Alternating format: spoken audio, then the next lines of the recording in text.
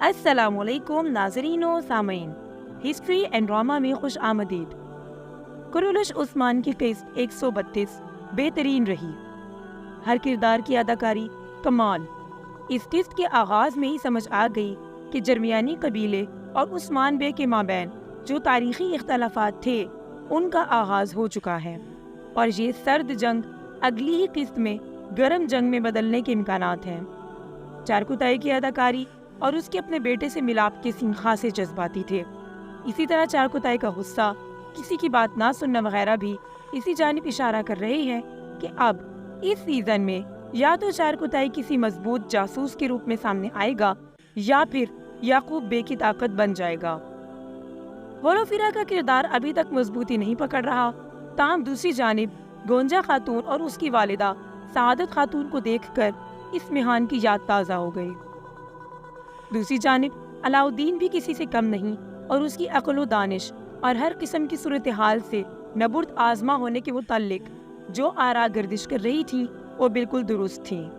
اورحان کا غصہ اور پھر عثمان بے کی اورحان کو تربیت دینے کا انداز بہت متاثر کن رہا۔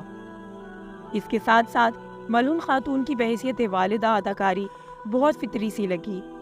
بالا خاتون اور یونس ایمرے کی سین بھی متاثر کن تھے، خاص طور پر حضرت ایوب علیہ السلام کے بارے میں جو گفتگو ہوئی اس سے آنکھیں اشکبار ہو گئیں۔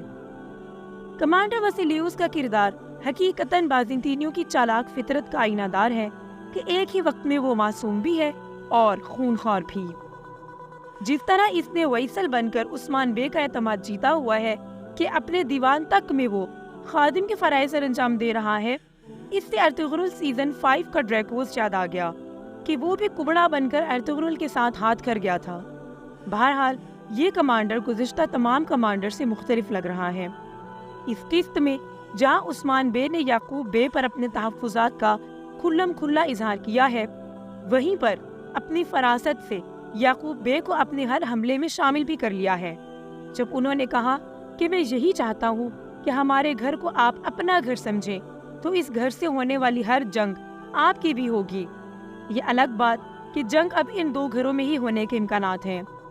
کمانڈر وسیلیوس نے جہاں یعنی شہر میں ہتھیاروں کی رسد یقینی بنائی، وہیں ریموس کے ذریعے عثمان بے کا غصہ صرف اور صرف یعقوب بے کی طرف منتقل کرا دیا، اور اس پر محمد بے کی کمان میں 10,000 گھڑ سواروں کا دستہ۔